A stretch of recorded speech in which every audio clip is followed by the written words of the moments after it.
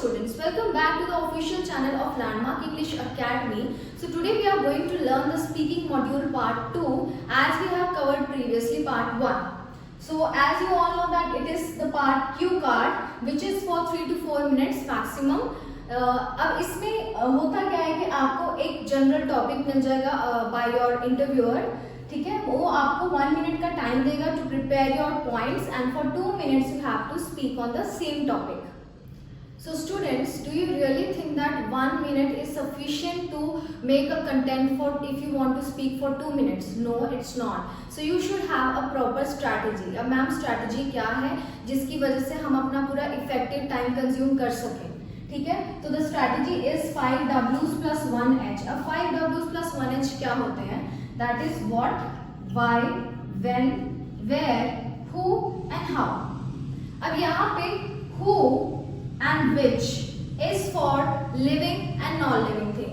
If you are talking about a person, then you need to write who, ठीक है, किसके बारे में बात कर रहे हो, like about your best friend, ठीक है।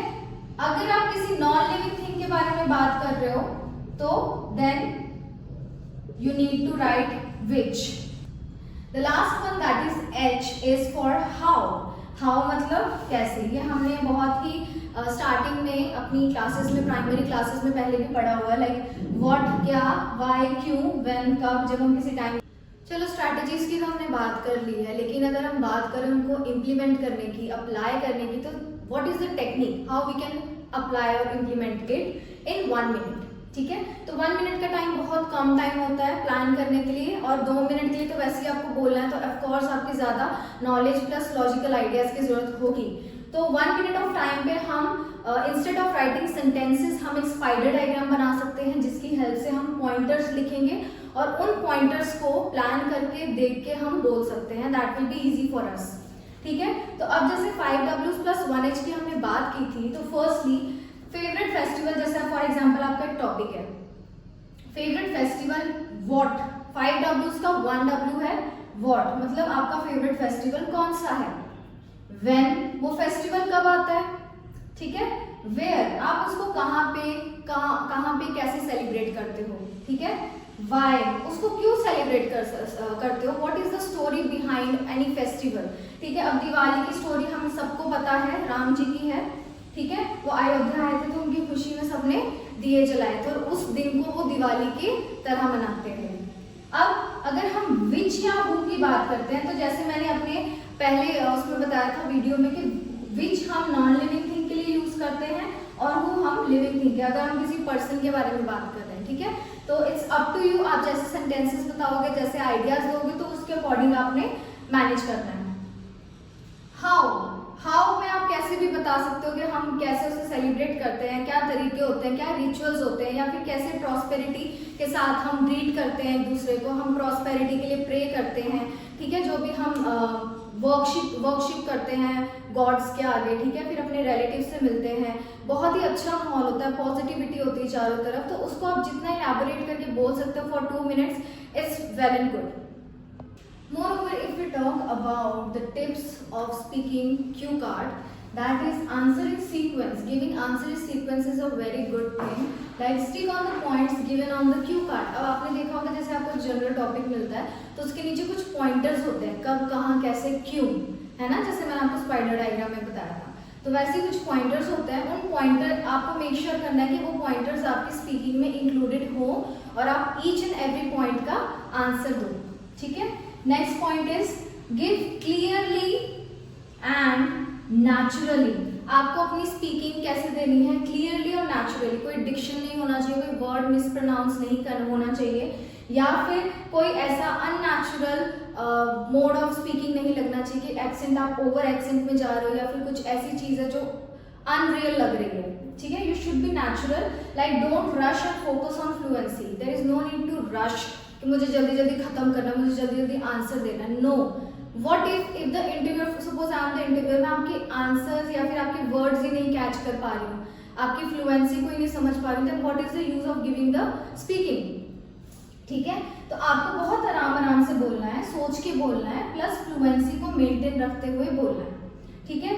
अब the last point is practice common topics. Practice common topics आप घर पे जैसे स्पीकिंग की प्रैक्टिस कर सकते हो, एडिशनल प्रैक्टिस कर सकते हो। As I have said previously कि स्पीकिंग एक ऐसा मॉड्यूल है जिसको बहुत ज़्यादा प्रैक्टिस की जरूरत होती है, because it's a speaking module. आपको बोलना है, आपको अपनी फ्लुएंसी पे वर्क करना है, ठीक है। तो अगर कॉमन टॉपिक्स हम देखें, ट्रैवलिंग हो सकते हैं, इवेंट्स हो सकते हैं, पीपल, ऑब्जेक्ट्स, और ये कुछ ऐसे टॉपिक्स हैं जो हर बच्चे की लाइफ में या हर एक स्टूडेंट की लाइफ में वो फेमिलियर होते हैं टॉपिक से। Okay, coming to the pro tip for 1 minute after talking about the tips. Like first and the foremost important is keep it simple. As simple आप जितना simple अपना कंटेंट रखोगे, इलेबोरेशन के साथ एक्सप्रेस करोगे, वो उतना ज़्यादा नेचुरल लगेगा। Like focusing on the key points, like pointers पे आपको मेन फोकस रखना है, and don't overthink much and over express. आपके एक्सप्रेशंस भी बहुत ज़्यादा मायने रखते हैं। यूज फेमिलियर टॉपिक्स, आप कुछ फेमिलियर टॉपिक्स पे अपनी प्रैक्टिस कर सकते हैं, जैसे कि कुछ एग्जाम्पल्स ले सकते हैं अपनी लाइफ से, या फिर कुछ पास्ट एक्सपीरियंसेस आपके होंगे, ठीक है, किसी चीज़ के बारे में रिव्यू होगा, कुछ भी हो सकता है जो आपको अपने एक्सपीरियंस से जानने को या सुनने को मिले। Next one is practice using a timer and record yourself. अब हम क्या करेंगे, हमें एक, जब भी हम प्रैक्टिस कर रहे हैं अपनी स्पीकिंग, हमने टाइमर लगाना है अपने फोन में, and try to record yourself to know the mistakes where you are making, ठीक है, ताकि आपको अपनी मिस्टेक्स आप खुद निकालोगे, आपको ज़्यादा जल्दी सीखने में चीज़ें आसान होंगी। Last but not the least is practice in front of the mirror. In front of the mirror removes your hesitation, your nervousness, ठीक है, it makes you think like someone is standing in front of you, so you feel confident. Coming to the most important tips, और आप ऐसे बोल सकते हो कुछ ऐसी चीज़ें जिनका आपने अपनी स्पीकिंग के दौरान बहुत ज़्यादा ध्यान रखना है, ठीक है, बहुत ही नेचुरल सी चीज़ें हैं, बस आपको एक फॉर्मल वे में उनको लेके आना है। Like always keep a minimal smile on your face, ऐसे भी खड़ूस बन के नहीं बैठना है, या फिर बहुत ही सीरियस बन के या सैड बन के, नर्वस एक्सप्रेशंस आपके नहीं आने चाहिए, ठीक है, try to avoid facial expressions, और हो सके तो एक मिनिमल सी स्माइल अपने फेस पे रखना, क्योंकि वो शो करती है कि आप बहुत ज़्यादा कॉन्फिडेंट हो, ठीक है, और बहुत ज़्यादा क्लियर हो अपने थॉट्स को लेके। Again the next point is be confident as it try to maintain eye contact. अगर आप प्रॉपर आई कॉन्टैक्ट करते हो अपने इंटरव्यूअर के साथ, तो वो उनको प्रिटेंड करता है that you are listening very carefully and you are attentively giving the answers with logic, ठीक है। अगर द मोस्ट इंपॉर्टेंट एस्पेक्ट की हम बात करें, दैट इज बॉडी पोस्चर। बैठने का तरीका कैसा होना चाहिए, the way you are coming in to the cabin, are you greeting the teacher or not, ठीक है। बॉडी पोस्चर बहुत अच्छा होना चाहिए, फॉर्मल होना चाहिए, कैजुअल नहीं होना चाहिए, try to avoid casual poses. Next point, try to add connectors and idioms to avoid your fillers and pauses. अब काफी टाइम ऐसा होता है बच्चों को टाइम लगता है सोचने में, then they start breaking their sentences like